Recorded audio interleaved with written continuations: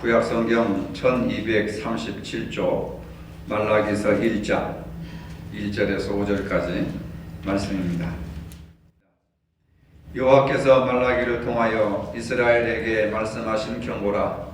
여호와께서 이르시되 내가 너희를 사랑하였노라 하나 너희는 이르기를 주께서 어떻게 우리를 사랑하셨나이까 하는도다.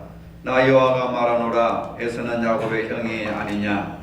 그러나 내가 야곱을 사랑하였고 에서는 미워하였으며 그의 산들을 황폐하게 하였고 그의 산업을 광야의 이리들에게 넘겼느니라.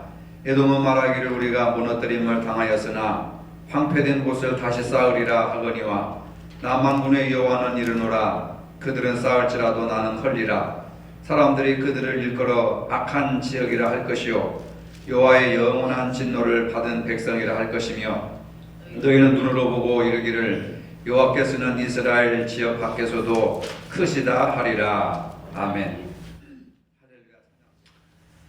세상에서 교회가 힘을 잃어가는 이유 중에는 여러 가지가 있지만은 말씀에 대한 무관심이 상당히 큰 비중을 차지하고 있습니다. 건강하고 능력 있는 교회가 되기 위한 비결은 간단합니다. 하나님의 말씀이 기초가 된 교회, 그 교회는 건강하고 능력 있는 교회가 될 수가 있습니다. 또 우리 개인의 신앙도 하나님의 말씀이 기초가 된 신앙, 그 신앙은 건강하고 능력 있는 신앙입니다. 고린도전서 3장 11절에 보니까 이 닦아둔 것 외에 등에 다른 터를 닦아둘 자가 없으니 이 터는 곧 예수 그리스도라. 우리 인생의 터가 되고 우리 신앙의 터가 되는 분은 예수 그리스도의 말씀, 예수 그리스도밖에 없다라고 하는 것을 강조하고 있습니다. 예수 그리스도의 말씀인 성경 위에 세워진 신앙과 교회는 어떻게 달라질 수 있느냐? 예수님의 말씀인 성경이 우리에게 주시는 능력이 무엇입니까? 간단하게 세 가지로 요약해 볼 수가 있는데, 첫째로는 말씀은 우리 삶의 기준이 됩니다. 아모스 7장 7절로 8절에 보니까 말씀을 다림줄이라고 표현했습니다. 다림줄은 건축할 때 벽돌을 무작정 쌓는 대신에 실에 줄을 달아서 띄워놓습니다. 이것을 다림줄이라고 합니다. 사람의 눈대중으로 벽돌을 쌓으면 똑바로 쌓을 수가 없습니다. 목수가 벽돌을 똑바로 쌓기 위해서 제일 먼저 하는 일은 다림줄을 내리는 겁니다. 그리고 그 다림줄을 따라서 벽돌을 하나하나 쌓으면은 똑바르고 올바른 건물을 지을 수가 있습니다. 그런데 이런 다림줄 역할을 하는 것이 바로 하나님의 말씀입니다. 하나님의 말씀을 기준으로 삼을 때 자루나 우루나 치우치지 않고 바르게 살아갈 수가 있습니다. 바르게 믿을 수가 있습니다. 우리 삶의 기준이 되는 말씀을 날마다 생각이나 삶을 바르게 적용시켜 나가면 그 말씀이 터가 되고 기준이 되어서 우리 삶의 능력이 됩니다. 두 번째로 말씀은 우리에게 방향을 제시해 줍니다. 우리는 때로는 어떻게 살아야 할지 분간하지 못할 때가 많이 있습니다. 그런데 말씀이 어떤 방향으로 가야 할지 방향을 설정해 줍니다. 시편 119편 105절에 보니까 주의 말씀은 내 발의 등이요 내 길의 빛이니이다 라고 말씀하고 있습니다.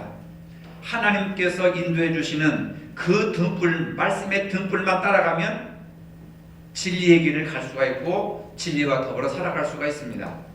예수님은 나는 길이요 진리요 생명이니 나로 말미암지 않고는 아버지께로 올 자가 없다. 예수님이 진리의 기준이시고 예수님이 길의 기준이 되시고 예수님이 생명의 기준이 되신다고 하는 겁니다. 그렇기 때문에 우리가 살아갈 때 방향을 잃지 않을 수가 있습니다. 무엇이 진리인지 거짓인지 분별하지 못할 때가 많습니다. 자신이 유익하다고 생각하면 그것이 진리가 되는 것이고 자신에게 손해가 되는 것이면 그것을 거짓으로 판단하며 살아가고 있습니다. 진리와 거짓의 판단은 우리의 경험과 생각이 아니라 말씀으로 기준을 삼아야 합니다. 우리는 하나님께서 뭐라고 말씀하시는지 순종하게만 하면 그 길이 가장 올바른 길입니다. 우리는 하나님께서 비춰주시는 등불을 따라가야 합니다. 하나님의 말씀이 우리의 방향을 제시해 줍니다. 그래서 하나님의 말씀을 듣고 그 말씀대로 순종하게만 하면 가장 좋은 길을 갈 수가 있습니다. 그리고 세 번째로 하나님의 말씀은 우리에게 능력을 줍니다. 히브리서 4장 12절에 보면은 하나님의 말씀은 살아있고 활력이 있어 좌우에 날서는 검보다도 예리하여 혼과 영과 및 관절과 골수를 찔러 쪼개기까지 하며 또 마음의 생각과 뜻을 판단하나니, 이렇게 말씀하고 있습니다. 하나님의 말씀은 우리에게 힘을 줍니다. 힘이 없다가도 하나님의 말씀을 받으면 힘이 생깁니다. 갈급해 있다가도 하나님의 말씀을 들으면 다시 일어나게 됩니다. 소생하게 됩니다. 부흥하게 됩니다. 하나님의 말씀이 없는 개인이나 교회는 능력이 없습니다. 재정이 부족해서 능력이 없는 것이 아닙니다. 사람 숫자가 적어서 능력이 없는 것이 아닙니다. 우리 개개인의 마음속에 하나님의 말씀이 없으면 교회는 능력을 잃어버리는 겁니다. 하나님의 말씀이 강하게 살아있는 개인이나 교회는 하나님께서 일하시고 또 기준이 생기고 방향이 생기고 능력이 생긴다는 것을 믿으시기를 바랍니다. 앞으로 우리는 하나님의 말씀으로 인생의 기준을 세우고 신앙의 방향을 잡아서 나가야 합니다. 그러기 위해서는 무엇보다도 교회에서 말씀을 배우고 그 말씀대로 순종하려고 하는 노력이 필요합니다. 대부분의 성도들은 귀에 즐겁게 해주는 그런 설교를 듣기를 원합니다. 그러나 무엇보다도 하나님의 말씀을 듣고 내가 그대로 순종하는 삶을 살아야 되는 겁니다.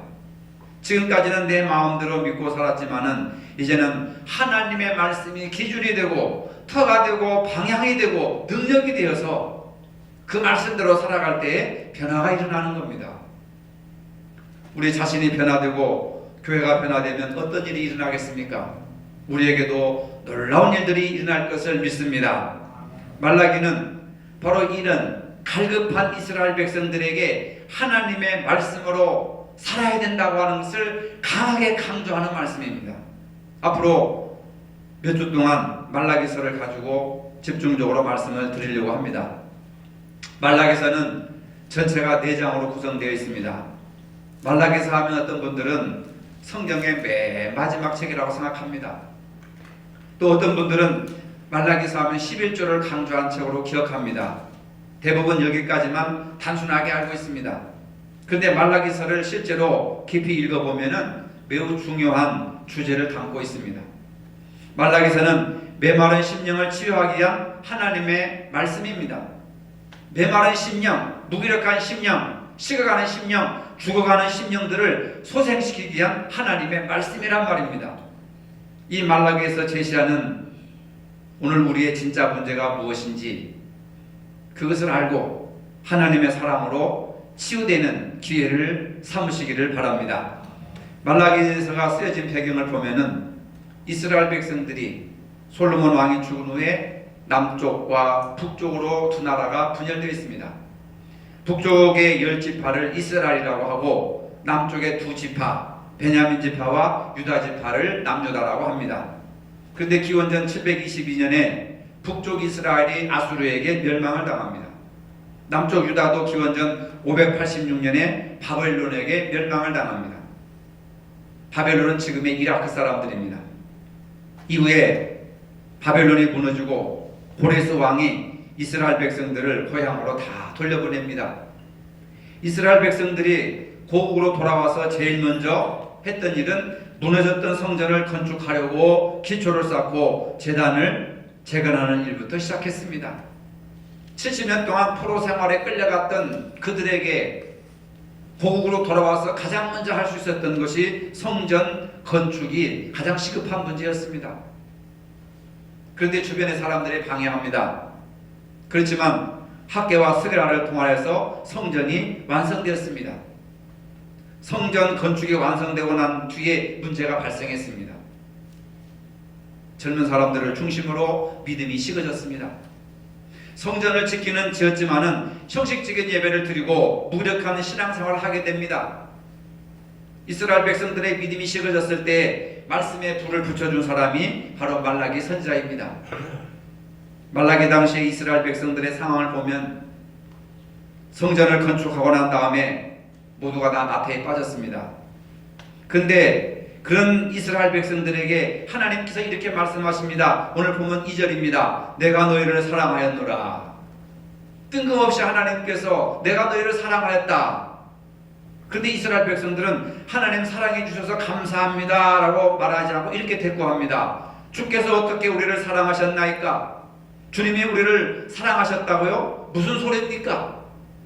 언제 우리를 사랑하셨습니까? 하나님의 사랑에 대한 확신을 의심합니다. 하나님의 사랑을 인정하지 않습니다. 왜 이스라엘 백성들이 성전을 잘 지어놓고 하나님과 이렇게 말씨름을 합니까? 왜 이런 반응을 보였을까요? 이스라엘 백성들의 생각은 이렇습니다. 하나님이 우리를 사랑하셨다고 한다면 우리 민족을 축복해 주셔야 하지 않겠느냐 그 말입니다. 우리에게 복을 주셔야 되지 않느냐 그 말입니다. 이렇게 하나님 앞에 대꾸하는 이스라엘 백성들은 과거에 어떤 경험이 있었는가? 바벨론에 끌려가서 70년 동안 포로 생활을 했습니다. 그런데 바벨론은 선진국입니다. 모든 것이 다 이스라엘보다 앞섭니다. 세계에서 가장 발달한 과학과 기술, 뛰어난 문화와 부양 환경을 경험했습니다. 달력도 바벨론 나라 사람들이 만들어냈습니다. 그 다음에 천체를 연구하고 해와 달과 별들의 운행을 연구하고 절기, 계절을 다 이렇게 달력으로 지정한 사람들이 바벨론 사람들입니다. 아주 세계에서 가장 뛰어난 과학과 기술, 문화를 소유했던 사람들이었습니다. 근데 이스라엘 젊은 사람들이 그곳에 가서 그것을 다 겪었고 경험하고 누렸습니다.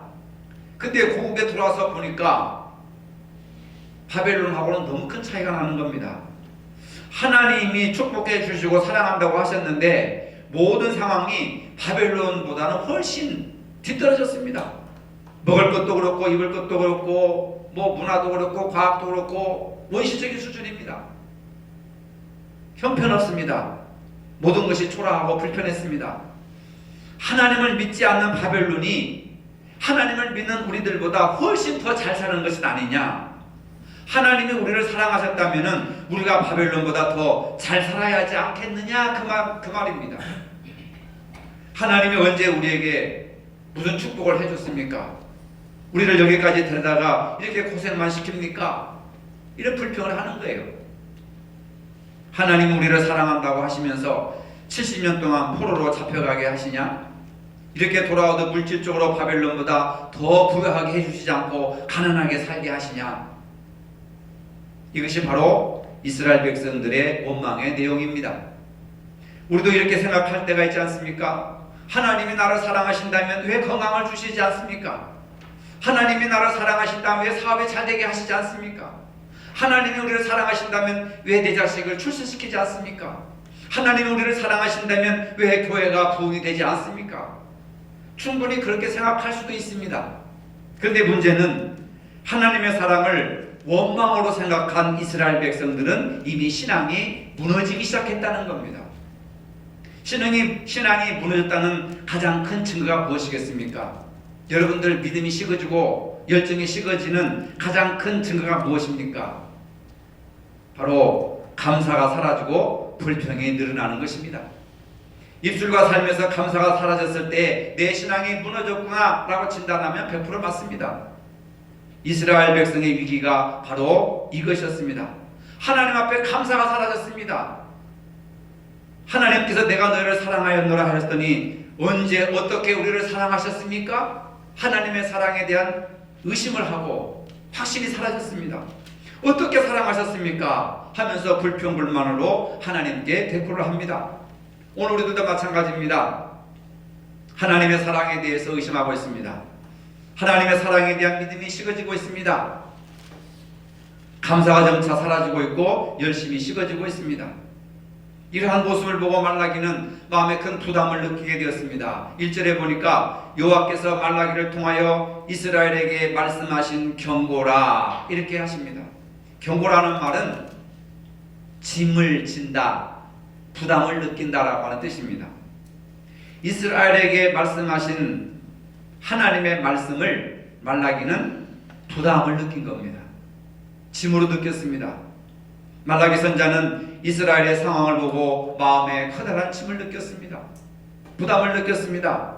하나님 앞에서 말씀을 깨달은 자만이 느낄 수 있는 거룩한 부담입니다. 어떻게 저 백성들을 변화시켜서 하나님의 사랑을 확신시킬 수 있을까? 하나님을 사랑한다고 고백하게 할 수 있을까? 엄청난 부담을 갖게 된 거예요. 말라기는 이런 부담을 가지고 말씀을 전하기 시작했습니다. 주께서 어떻게 우리를 사랑하셨나이까? 이런 반문에 하나님께서 이렇게 대답하셨습니다. 2절로 3절입니다. 여호와가 말하노라 에서는 야곱의 형이 아니냐? 그러나 내가 야곱을 사랑하였고 에서는 미워하였으며 그의 산들을 황폐하게 하였고 그의 산업을 광야의 이리들에게 넘겼느니라. 무슨 동문서답 하듯이 내가 너희를 사랑하노라. 하나님이 어떻게 언제 우리를 사랑하셨습니까? 그러니까 갑자기 말씀하시기를 야곱과 에서의 이야기를 꺼내는 겁니다. 여러분들이 이 설교를 이해하려면 야곱과 에서의 관계를 어느 정도 머릿속에 그려놓고 있어야 설교가 이해가 돼요. 그런데 야곱과 에서의 사건을 모르면 이 이야기가 무슨 얘기인지 뒤죽박죽이 돼버리는 겁니다. 그 성경을 부지런히 읽고 열심히 공부하라고 하는 이유가 바로 여기에 있는 거예요. 성경의 사건을 모르면 설교를 이해를 못합니다. 그렇다고 여기에 또 그만두고 야곱과 에서 이야기를 다시 시작할 수가 없는 거죠. 그럼 2시간이 가야 되니까 시간이. 자, 하나님께서 야곱은 사랑하시고 에서는 미워하신 결과를 보라고 하십니다. 야곱의 백성인 너희들은 여러 가지 시험도 있었고 포로가 되고 어려움도 겪었지만은 지금까지 살아남지 않았느냐? 바벨론 포로에 70년 동안 끌려갔었어도 너희들이 살아서 돌아오지 않았느냐? 여전히 나의 보호하심 속에 살아남지 않았느냐? 하는 하나님의 말씀과 이것이 사랑이라고 하는 거예요. 야곱의 후손인 너희들을 환난과 핍박과 우환과 역경이 있었지만 그러나 내가 보호하심 속에서 너희들이 살아서 고고 돌아오지 않았느냐? 이게 너희들을 사랑하는 증거다. 반면에 에서는 어떻게 되었느냐? 혼자 열심히 뛰고 열심히 잘 살려고 노력했지만은 지금 와서 보니까 완전히 그들의 지역이 황폐되지 않았느냐 하는 하나님의 말씀입니다. 순간순간의 모습을 볼 때 에서가 더 번창하는 것 같았지만은 역사 전체적인 틀을 놓고 볼 때는 에서는 망했다는 겁니다. 그렇지만 너희들은 꺼져가는 불꽃 같았지만은 여전히 나의 보호 가운데 지금까지 살아있지 않았느냐? 내가 너희를 사랑하지 않았느냐? 내가 너희를 사랑했는지 아닌지 역사를 통해서 보라고 하십니다. 하나님 없는 백성은 잠시 잠깐 우리보다 앞서는 것 같습니다. 주일에 우리는 가게문 안 열고 돈 벌러 안 나가고 학원에 안 나가지만 세상 사람들은 주일에 돈 벌고 공부하러 갑니다. 우리는 그 사람들과 비교해서 지금 당장 손해보는 것 같고 예수 안 믿는 사람들이 금방 앞서가는 것 같습니다. 예수 안 믿는 사람들은 여러 가지 여가를 즐기고 잘 사는 것 같은데 우리는 여가도 즐기지 못하고 교회에 앉아서 딱딱한 의자에 앉아 예배를 드립니다. 뒤떨어지는 것 같지 않습니까? 순간적으로 볼 때에 우리가 뒤떨어지는 것 같지만은 그런데 큰 역사를 통해서 보면은 그들은 망하는 것 같지만 우리는 여전히 살아남아서 앞으로 계속해서 전진한다고 하는 것이 2절과 3절의 말씀입니다. 이렇게 하나님께서 에서를 벌하시고 야곱을 사랑한다고 하니까 에돔이 뭐라고 했습니까? 에돔은 에서의 후손들을 말합니다. 4절부터 보십시다. 에돔은 말하기를 우리가 무너뜨림을 당하였으나 황폐된 곳을 다시 쌓으리라. 하나님이 우리를 망하게 하여도 에서의 후손들이 말하는 겁니다. 하나님이 우리를 망하게 하여도 우리의 힘으로 황폐된 곳을 다시 쌓을 수 있다라고 하는 겁니다. 하나님을 거슬러도 잘 살겠다고 하는 의지가 대단합니다. 내 힘과 노력으로 한번 잘 살아보겠다고 하는 말씀입니다. 우리가 무너뜨림을 당하였으나 황폐된 곳을 다시 쌓으리라. 하나님이 나를 무너뜨렸지만 그 뜻과는 상관없이 내가 힘을 내서 한번 하나님을 이겨볼 것이다 라고 하는 교만함을 드러내는 거죠. 하나님이 무너뜨렸으나 내가 다시 쌓으리라고 하는 뜻입니다. 하나님을 대적하는 것이죠. 바벨탑처럼 인간의 힘으로 하나님을 능히 대적해서 이겨보겠다고 하는 겁니다. 그러자 하나님이 뭐라고 말씀하십니까? 다시 4, 5절을 보면은 그들은 싸울지라도 나는 헐리라. 사람들이 그들을 일컬어 악한 제기를 할 것이요 여호와의 영원한 진노를 받은 백성이라 할 것이며 너희는 눈으로 보고 이르기를 여호와께서는 이스라엘 지역 밖에서도 크시다 하리라. 무슨 말씀입니까? 아무리 사람이 싸울지라도 하나님이 무너뜨리신다는 말입니다. 너희가 싸울지라도 내가 다시 헐어버리겠다고 말씀하십니다. 하나님께 순종하지 않으면 망하겠다고 하는 말씀입니다. 망한다는 말씀입니다. 오늘 한국교회 가치관 형편도 비슷합니다. 교회 건물은 번듯하게 지어놓았는데 신앙이 식어지고 있습니다. 말씀에 대한 갈급함이 식어지고 있습니다. 교회 안에 제대로 된 성경 공부가 사라지고 있습니다. 신앙이 나태해지고 형식적인 예배를 드리게 됩니다. 그러면서 하나님이 우리를 언제 사랑하고 어떻게 사랑했느냐고 사람들이 이야기합니다. 하나님이 우리를 사랑했으면 내가 이 모양 이 꼴로 살겠느냐? 하나님이 사랑하셨더라면 우리가 이렇게 살 수밖에 없느냐? 뭐 이렇게 하나님이 우리를 사랑했으면 지금 이렇게 사느냐고 대꾸하고 반문합니다. 이제는 무기력해진 심령에 말씀의 불을 부재할 때가 되었습니다. 그래서 우리는 말라기의 심정으로 1:1 제자 양육 성경 공부를 시작하려고 합니다. 1:1 제자 양육을 통해서 예수님이 어떤 분이신지, 하나님이 어떤 분이시고 어떤 말씀을 우리에게 하고 계시는지, 하나님과 어떻게 하면 영적인 교제를 잘 나눌 수 있는지, 어떻게 기도해야 기도하는 삶을 살 수 있는 거, 어떻게 전도할 수 있는지, 어떻게 해야 성령 충만한 삶을 살 수 있는지, 그리고 순종하는 삶이 무엇인지, 이런 것들을 기초부터 차츰 하나씩 쌓아 나가도록 공부를 하려고 합니다. 여러분들 5시간 만에 참석해 주시기를 바랍니다. 오늘 우리가 말라기서를 통해서 깨달을 수 있는 말씀이 있습니다. 우리의 삶 가운데 가장 중요한 것은 하나님의 사랑에 대한 확신입니다. 이 하나님에 대한 사랑은 확신하지 못하니까 하나님이 언제 우리를 사랑하셨습니까? 어떻게 우리를 사랑하셨습니까? 내가 이렇게 살아가는데 그게 무슨 사랑입니까? 라고 자꾸 의심을 하는 거예요. 가정에서도 그렇고 부부간에서도 그렇고 사랑에 대한 확신이 식어지면 그 동상이몽입니다. 아무 관계도 아닙니다. 가장 중요한 것이 뭡니까? 서로에 대한 사랑과 믿음에 대한 확신이 가장 중요한 거예요. 여러분들은 목회자를 확신하고 저는 여러분들을 확신하고 사랑과 믿음으로 서로 신뢰관계 형성되어야 말씀에 능력이 있고 말씀에 영향력이 있다고 하는 것을 알 수가 있습니다. 우리가 신앙생활 가운데 가장 큰 것은 하나님에 대한 사랑의 확신입니다. 이게 믿음입니다. 이스라엘 백성들처럼 하나님이 우리를 사랑한다고 하는 확신이 없기 때문에 늘 불평 속에 살아갑니다. 불만 속에 살아갑니다.